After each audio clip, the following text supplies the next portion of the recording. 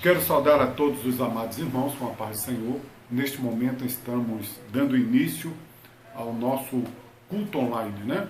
Todas as terças-feiras, na nossa igreja, Assembleia de Deus, aqui em Fátima, na cidade de Fátima, no semiárido baiano. Nós realizamos o culto de oração e doutrina.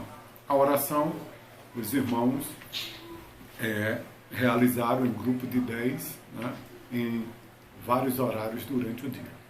E agora vamos dar início no ensino, que é culto de oração, né, e ensino da palavra, né, oração e doutrina. Vamos orar. Senhor nosso Deus, nosso Pai que está nos céus, neste momento entramos em Tua santa e augusta presença. Somos gratos a Ti por esta grande oportunidade. Abençoa, Senhor, a todos os irmãos, a todos os internautas que estão nos acompanhando. Cobre-nos debaixo do Teu sangue precioso. Amém.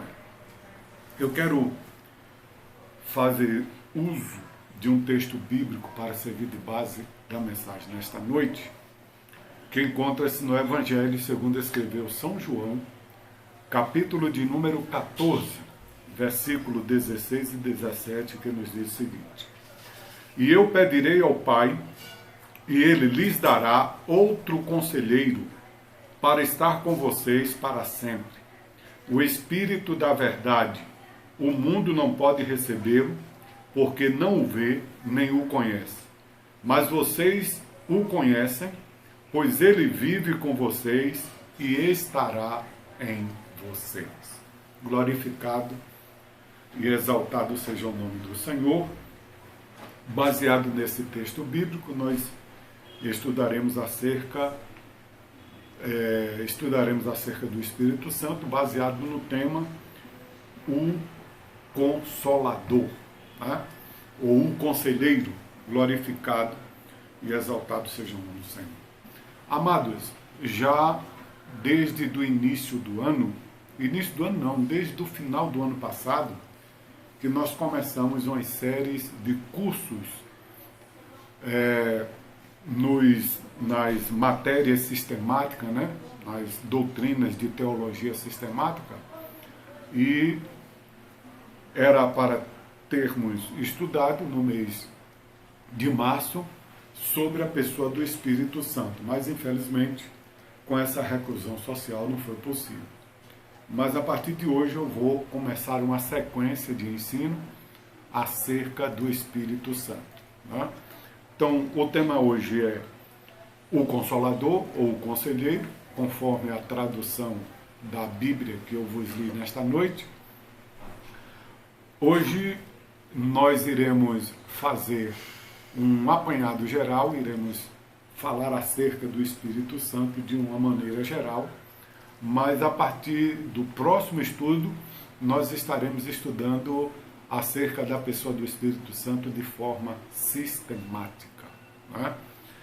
A matéria do curso de teologia concernente ao Espírito Santo chama-se paracretologia, né? Ou seja, paracleto, no original grego, quer dizer aquele que é chamado para ficar do lado, para defender, né? Para consolar. Então, vamos estudar acerca do Espírito Santo. O texto que eu vos li, eu sempre gosto de começar um estudo, né, falando acerca do contexto, né, falando o porquê, em que situação foi, em que momento, por que o Senhor Jesus, ou o apóstolo Paulo, ou o apóstolo Pedro, falou aquela determinada palavra. Aqui no Evangelho de São João, capítulo 14, o apóstolo São João está narrando acerca da última ceia. Então, na última ceia, na última Páscoa, que foi a primeira ceia realizada por Jesus, o Senhor Jesus começou a fazer um discurso de despedida. E os discípulos passaram a entender que, mais uma vez, eles iriam ficar sem o seu mestre. Já havia acontecido deles terem ficado sem o seu mestre no momento que ele morreu na cruz e foi crucificado, foi morto, foi sepultado em uma caverna, e os discípulos não haviam ainda entendido a mensagem de Jesus, que importava que o Filho do Homem, né, morresse e ressuscitasse ao terceiro dia. Depois da ressurreição de Jesus, refugiu novamente a esperança, a alegria. Com a morte de Jesus foi uma decepção total, foi um verdadeiro luto no meio dos discípulos. Nós vemos os discípulos no caminho de Emaús, como eles estavam choramingando, como eles estavam se lastimando, né? E apareceu o peregrino, que foi Jesus acompanhando. E quando Jesus ressuscita, os discípulos não, logo de primeira mão, não acreditaram, né?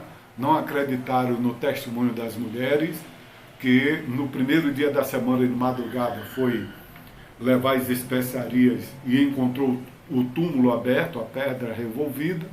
Elas haviam entrado no túmulo e o apóstolo João, né, no quarto livro do Evangelho, ele nos narra que o lençol estava dobrado, colocado ao lado, e um anjo, né, perguntou para ela: por que buscais o vivente dentre os mortos? Né? Ele não está mais aqui. Aí, logo de antemão, os discípulos não acreditaram. Jesus apareceu para eles.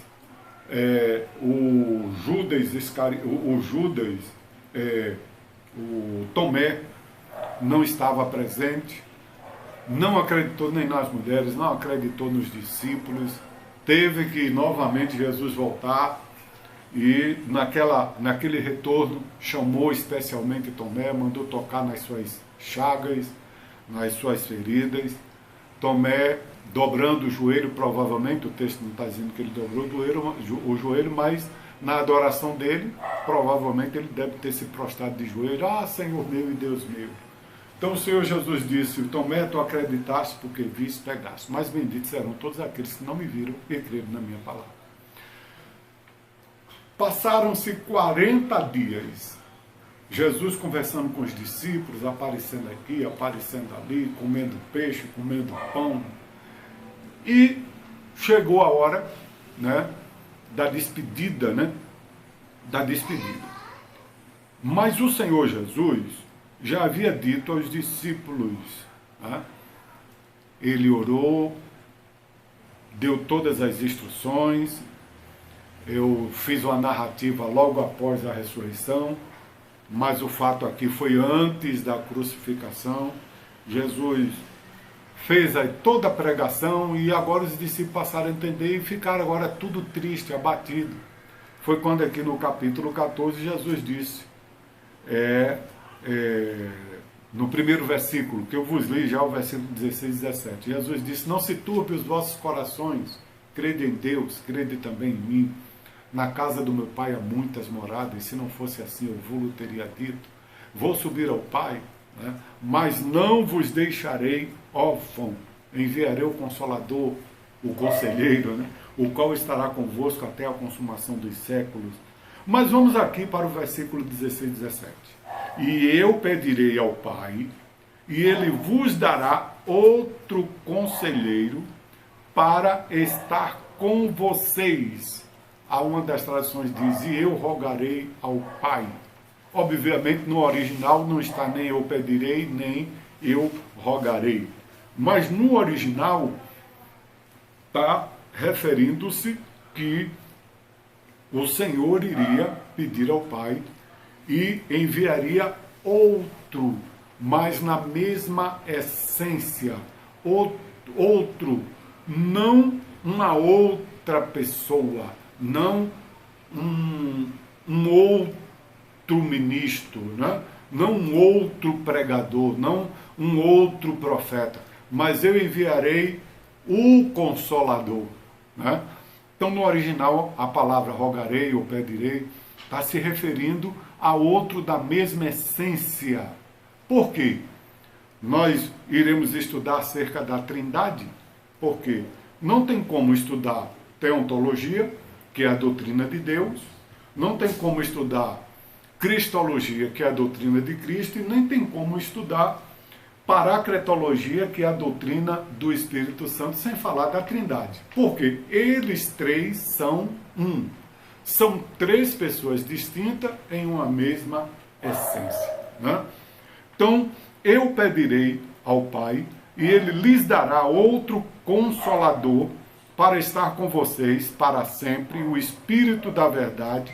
O mundo não pode recebê-lo, porque não o vê, nem o conhece, mas vocês o conhecem, pois ele vive com vocês e estará com vocês.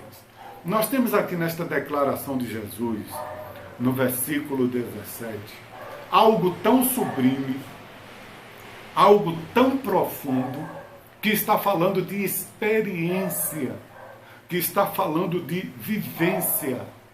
Ora, nós os cristãos, aqueles que aceitamos a Jesus como seu Salvador, o mesmo privilégio que os discípulos tiveram de estar lado a lado com Jesus, de aprender de Jesus, de estar com Ele, nós estamos tendo esse privilégio de estarmos com o Espírito Santo.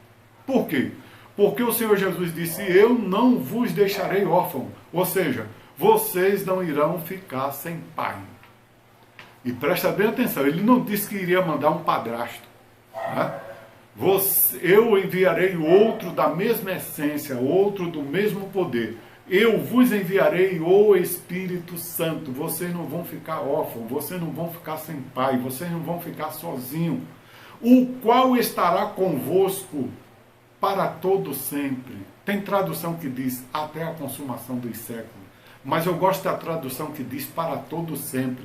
Porque da descida do Espírito Santo, ele passou a morar conosco, ele passou a viver em nós.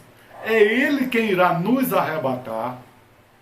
E nós permaneceremos com ele de eternidade a eternidade. Tá bom? Então, eu quero, em primeiro lugar, falando do Espírito Santo como pessoa, né? Três pessoas em uma mesma essência, Pai, Filho e Espírito Santo, Trindade. Então, eu quero falar do Espírito Santo como pessoa. Então, a primeira manifestação, a primeira revelação teológica acerca do Espírito Santo como pessoa, é quando o Senhor Jesus diz, eu rogarei ao Pai e Ele enviará outro Consolador. Ele enviará outra pessoa, mas na mesma essência. Ele enviará outra pessoa, mas no mesmo poder. No mesmo poder. O mundo não pode recebê-lo porque não vê nem o conhece. Mas vocês o conhecem, pois ele vive com vocês e estará em vocês. Conta-nos que um certo professor de teologia, ele perguntou para um leigo, para um crente leigo, analfabeto e que não tinha condições, não sabia ler, né? E esse teólogo perguntou para esse crente, dizendo, me dê uma prova de que o Espírito Santo, ele opera na salvação. Ele disse, eu fui salvo pela obra do Espírito Santo. Então, para mim não tem prova maior do que essa. E o professor de teologia ficou engolindo seco. Porque para fatos não há argumentos. Há vivência. Eu creio no Espírito Santo não é porque eu creio no Espírito Santo glorificado e exaltado